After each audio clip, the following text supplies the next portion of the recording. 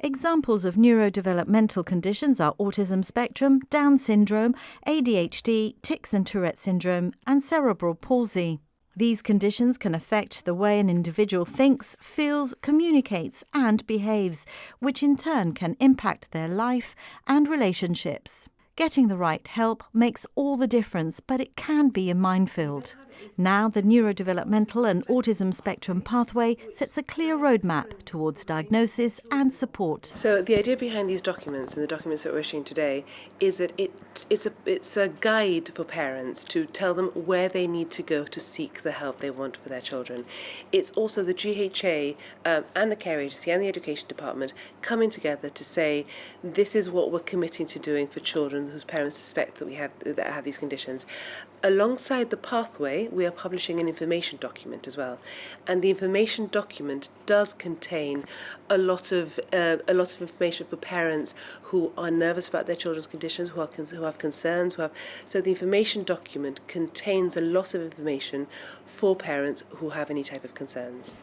When you're looking at a neurodevelopmental condition, it affects all areas of your life, or most areas of your life, for some, and it's very important to have this holistic, person-centered support. So it's up to the teachers, it's up to the carers if they have some, it's up to the families, it's up to the friends, it's up to the pediatricians, the mental health teams, etc. It has to be a collective effort, and the care plan, the needs, the strategy has to be with objectives for everybody. Early intervention is key, and the pathway is designed for 0 to 19-year-olds with an ADHD pathway to follow. There is an exponential growth in the number of children that are being diagnosed. So we've decided first and foremost to focus on the children and getting children diagnosed, because early diagnosis, as you're aware, is key in these issues. So we're looking to first address the cohort of children and then extend the help to everybody else. So what we have actually done is that we've got a multidisciplinary team, and we've got the team to agree the pathway. So we actually employed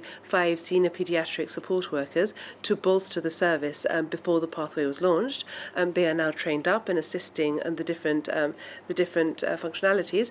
But the aim is that once a diagnosis is made, the support is there from the different members of the team, and this is where the education department feeds in as well, and this is where the care agency feeds in as well. So the support is there across government departments for the child. Diagnosis is only the beginning of the journey. It's really how can we... So it's very important to say this has all come together with the professionals involved. But I'd also like to say, and I'd also like to thank the 2 members of the opposition, Mr. Ladislaus and Miss Atrish Sanchez, because they've fed into the documents and they have worked with us in all of in the production of the pathway. And it's very important because this is about the betterment of a service for children in our community.